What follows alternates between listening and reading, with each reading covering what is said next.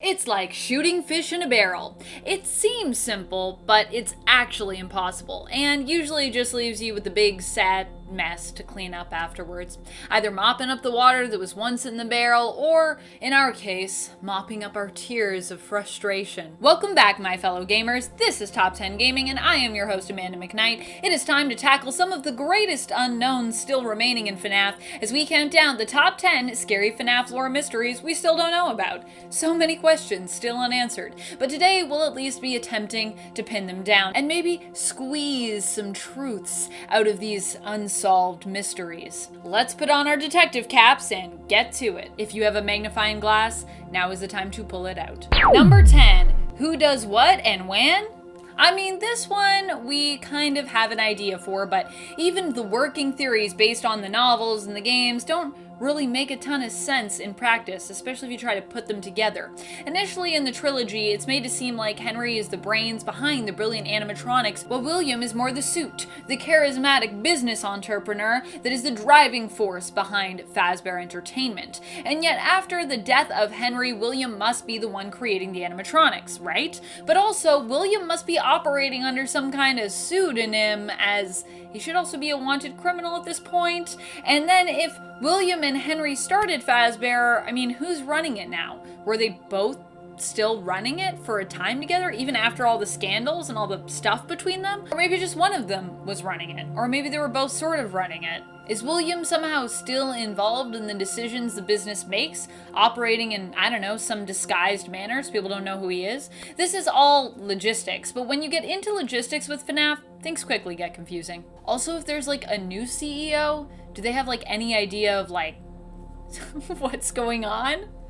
Are they aware that the animatronics are dangerous? Because then there is the lore from Special Delivery and the emails there, which makes me think they don't know, but that they have to deal with it, and it's just like, wow, there's a lot going on here. How does the business run? I need like another instructional video, please, on corporate Fazbear Entertainment. Quick! Number 9, Jeremy Fitzgerald.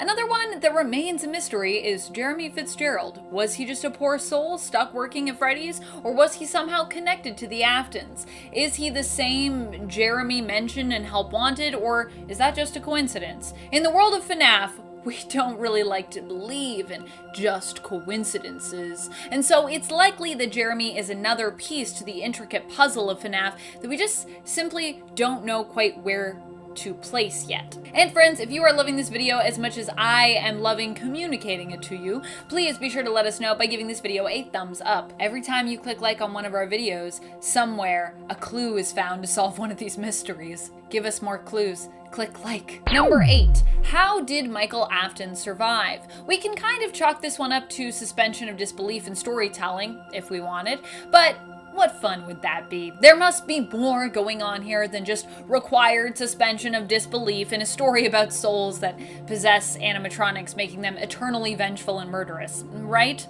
After Michael is scooped, Ennard wears him as a sort of skin suit disguise, but Michael still somehow survives this experience. Even after his flesh is rotted and he's upchucked the nuts and bolts and other components of Ennard from within him, he collapses, and then somehow he seems to come right back to life, with Circus Baby's voice reassuring him that he won't die.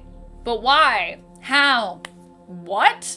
Is Michael a robot? Because honestly, friends, I think he might be a robot. Number 7, Ultimate Custom Night. What is even the real lore behind Ultimate Custom Night? Is it some kind of hell dimension where William Afton is the protagonist and is constantly punished night after night for his sins? Or is it just a game and there's really no lore here at all? It's just a fun, completely customizable FNAF gameplay experience. Or is it possible UCN is neither of these things, but there's actually something else going on here in terms of the story? With so many of the other games helping to build the world and lore of FNAF, it's really hard for fans to dismiss Ultimate Custom Night as just a fun experience. Besides, some of the animatronics say what feel like pretty targeting and specific things, which makes us want to believe even more that UCN has a greater place in the story of FNAF. Number 6, Circus Baby. Why did William Afton make an animatronic for his daughter that in effect could kill her, and was kind of built to kill her? So Wait a minute, what does this mean? Was Circus Baby made for this actual intention, or did William simply make a mistake when he was creating her?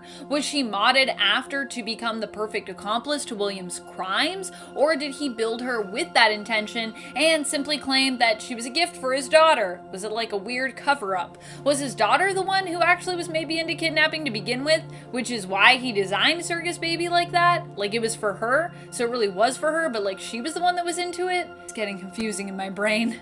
Oh man. Could Elizabeth Afton really be the mastermind behind all of this? Or was she perhaps just part of an experiment? An experiment William Afton was willing to use his own daughter for, if she really is William's real daughter at all. Basically, I just have a lot of questions about why Circus Baby was made, and I think you do too. And sorry, I know I didn't really come close to any answers with this point, I just spun more webs of craziness, but there's a lot of potential here for where we could go with the explanations, and there's a lot of confusing options for what could be going on here, so that's that. I know it's crazy to say that Elizabeth could be the mastermind behind all of this, like I know how crazy that sounds, but what if Elizabeth is the mastermind behind all of this? Ah! It was Elizabeth all along. Number 5, who is Crying Child? Is Crying Child the third and maybe not even final sibling in the Afton family tree? Or is Crying Child some kind of red herring? Or some younger version of Michael that we just don't completely understand yet as to how it all fits in? Is Crying Child Evan, or is this name too some kind of mystery puzzle piece that belongs elsewhere? Is Evan even the name we were meant to find in Survival Logbook? I don't know. I feel like there is still so little that we know about when it comes to Crying Child. I mean, we don't even yet have an 100% confirmed name here. I don't see how this could come into play, but maybe Security Breach will have some more answers for us. I just really need some William Afton flashbacks to clear stuff up here, friends. Number 4, Mrs. Afton. If there even is one, at this point, I'm not so sure. The mystery here is basically all about who is Mrs. Afton, and is there a Mrs. Afton? If so, what happened to her? Is she still possibly alive today? Anytime we have a good old nuclear family introduced in the media, many people want to know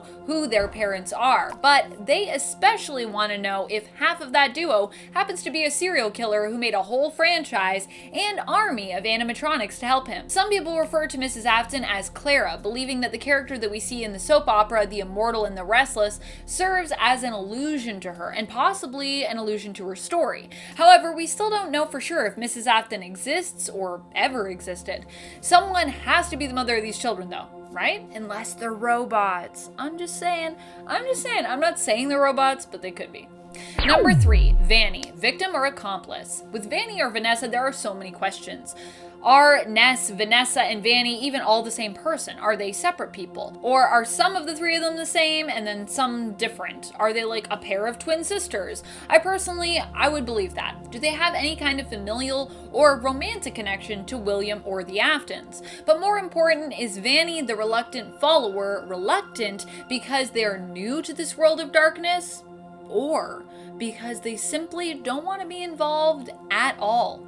I personally think that there is some kind of brainwashing or some sort of sinister force really going on that is taking control of Vanny, and Vanny is the victim. But the reluctance could simply be from an uncertainty that comes when, you're new to something, meaning that Vanny might be just a little bit more hesitant to begin with, but may be fully committed to the cause by the time Security Breach rolls around. Number 2, why does William kill? This has to be one of the greatest mysteries of all time. We know that William has children, or at least appears to have children, who acknowledge him as well as their father. He is one of the co-creators of a restaurant franchise advertised as being family friendly. By all accounts, on paper, he'd seem like a family man, like a sweetheart.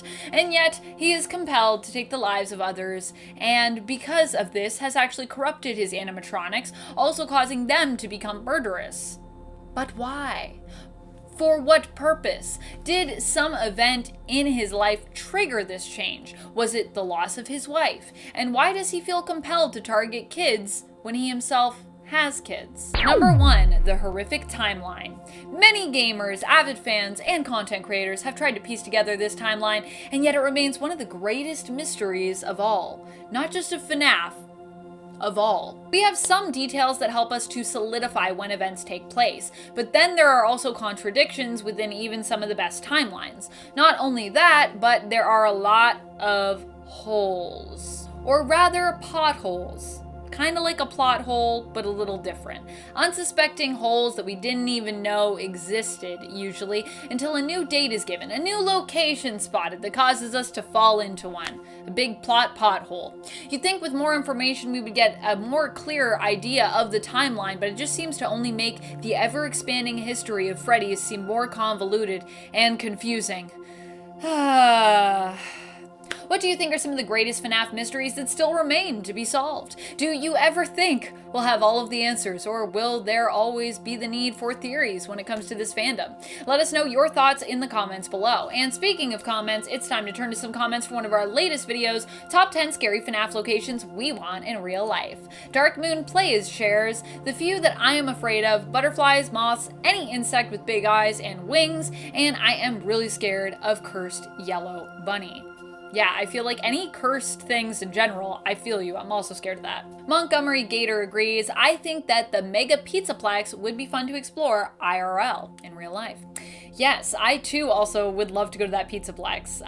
Let me know what areas y'all would like to explore there as well. Like what parts of the Pizzaplex would you most want to like go and chill in and like play games in? I'm excited for us to like kind of also do the mini games that are probably going to be in here because they're probably going to be really fun / funny. We're in low comments. I want the intense virtual experience so I can hug the animatronics. That's so cute. I love that. I hope that if you do that in a walk around virtual experience that the animatronics hug you back and don't try to hurt you. But yeah, that would be such a cool thing if we got like a VR immersive experience where you could like interact with the animatronics. And that's all the time we have for comments today. Be sure to comment below for a chance to have your thoughts and feels shouted out in a future video.